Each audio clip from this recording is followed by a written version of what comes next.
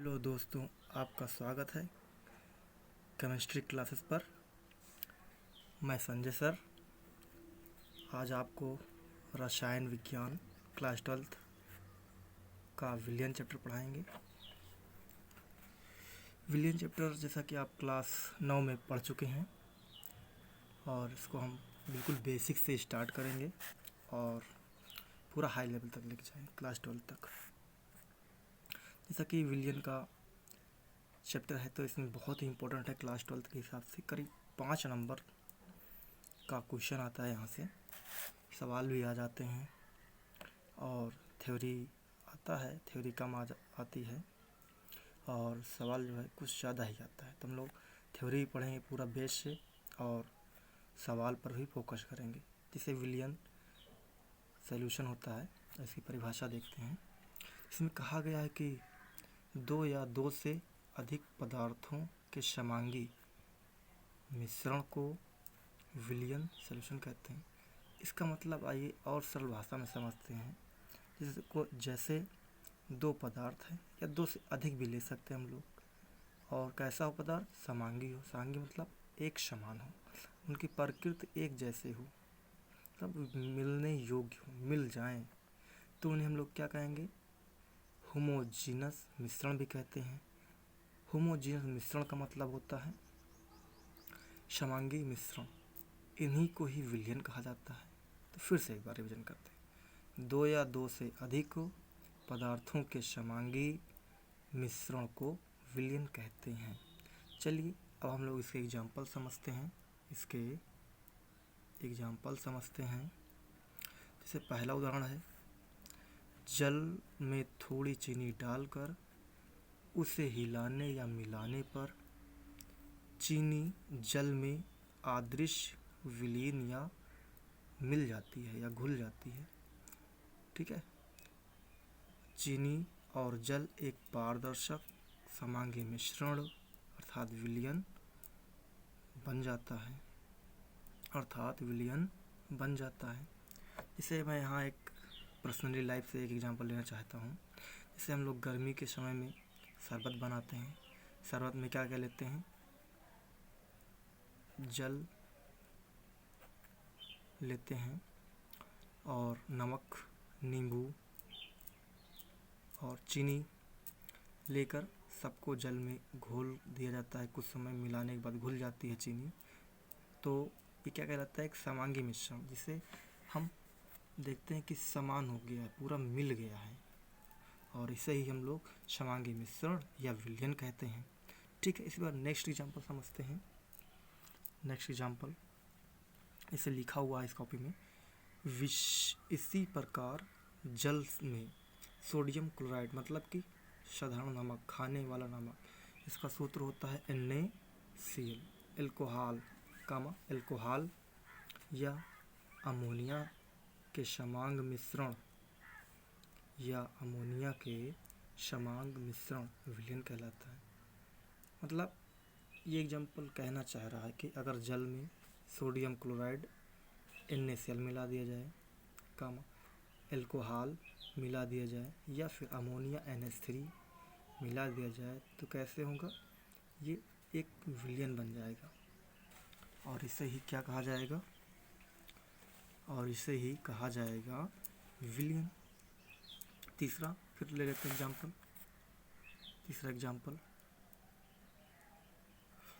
वायु कई गैसों जैसे नाइट्रोजन, ऑक्सीजन, अक्रिय गैस आप जानते होंगे, जैसे हीलियम, नियॉन, आर्गन, क्रिप्टॉन आदि हैं, और कार्बन डाइऑक्साइड CO2 का समांगी मिश्रण अर्थात विलियन होता है। ठीक है, फिर एक मैंने यहाँ कुछ नोट लिख रखा है जो बहुत ही महत्वपूर्ण है परीक्षा की दृष्टि से। जो बहुविकल्पी क्वेश्चन होते हैं उनके लिए महत्वपूर्ण होते हैं, और ये बहुविकल्पी क्वेश्चन कैसे आ जाते हैं तो देखते हैं।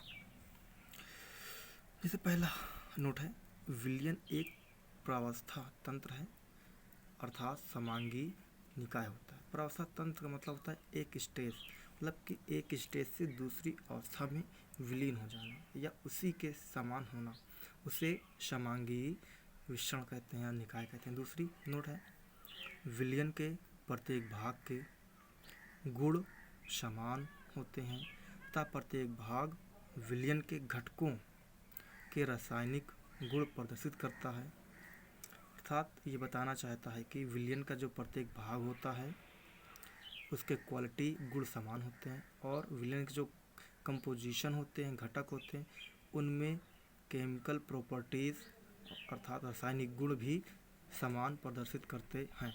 तीसरा है बहुत ही महत्वपूर्ण, विलयन का संगठन परिवर्तनीय होता है। इसका मतलब ये है कि जो भी संगठन लेते हैं, जो भी अवयव होता है, पार्ट्स होता है विलयन का, वो बदल सकता है। जैसे कि आप ले लीजिए एक जग पानी और एक पाव चीनी। अब क्या है, ये इसको घोल देंगे तो विलयन बनेगा ही, लेकिन क्या है कि इसने कहा है कि परिवर्तनीय होता है। तो हम एक जग के स्थान पर एक बाल्टी पानी ले सकते हैं, एक बाल्टी पानी ले सकते हैं, और चीनी एक पाव के स्थान पर 1 किलो चीनी ले सकते हैं, 5 किलो चीनी ले सकते हैं। ठीक है, तो ये क्या है, परिवर्तनीय होता है। चलिए नेक्स्ट आगे टॉपिक देखते हैं थोड़ा सा।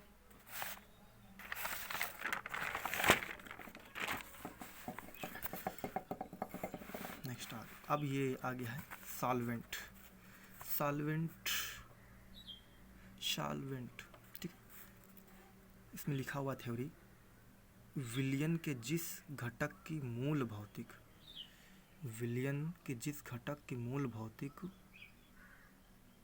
अवस्था विलयन जैसी होती है उसे विलायक सॉल्वेंट कहते हैं। चलिए एक बार फिर से थोड़ा समझते हैं कि सर ये मूल भौतिक अवस्था क्या होती है ना। ठीक है, समझते हैं। विलयन के जिस घटक की मूल भौतिक अवस्था विलयन जैसी होती है उसे विलायक कहते हैं। मूल भौतिक अवस्था मतलब कि जैसे विलायक, मान लीजिए पानी है तो पानी की तरह ही अन्य घटक होंगे तो उसे ही कहते हैं मूल भौतिक अवस्था। जैसे नोट मैंने लिख रखा है, जिस भी पदार्थ की मात्रा अधिक होती है उसे विलायक कहते हैं। और ये नोट जो है सवाल में बहुत ही काम आने वाला है, क्योंकि 1-2 सवालों में आप समझ नहीं पाएंगे कि किसे विलायक कहा जाए और किसे विलेय। तब ये हमारी छोटी सी ट्रिक काम आएगी, जिसे हमने लिख रखा है नोट में, जिस भी पदार्थ की मात्रा अधिक होती है उसे विलायक कहते हैं। ठीक है, एक और टॉपिक इससे रिलेट है, उसे भी देखेंगे। विलेय, नेक्स्ट हेडिंग है विलेय से बोलते हैं इंग्लिश में सॉल्यूट। विलेय, जो पदार्थ विलयन या विलायक में मिल या घुल या विलीन हो जाते हैं या हो सकते हैं उसे विलेय या सॉल्यूट कहते हैं। ये भी बिल्कुल सिंपल सी है, मतलब कि जिस भी पदार्थ को हम विलायक में मिलाते हैं उसे हम लोग क्या कहते हैं, विलेय कहते हैं। उदाहरण तो नीचे है, पहले एक नोट देख लेते हैं हम लोग। जिस भी पदार्थ की मात्रा कम होती है, ध्यान देना, जिस भी पदार्थ की मात्रा कम होती है उसे विलेय कहते हैं। बात समझ आ गई ना? हाँ ठीक है, चलो आगे बढ़ते हैं। अब इसका एग्जाम्पल जब भी परीक्षा में आता है तो अलग अलग नहीं देते, एक साथ देते हैं, एक साथ। तो एग्जाम्पल ले लेते हैं, विलायक और विलेय के उदाहरण। चीनी के जली विलयन में विलायक जल और विलेय चीनी होता है। ठीक है, क्यों होता है? क्योंकि विलायक बताया गया, विलायक कैसा होता है, पानी यानी जल की तरह होता है, तो विलायक जल हो गया। और जो अलग से कंपोनेंट यौगिक मिलाया गया है उसे विलेय कहेंगे। चलिए ठीक है, अब नेक्स्ट टॉपिक अगले वीडियो में देखेंगे। थैंक यू, धन्यवाद।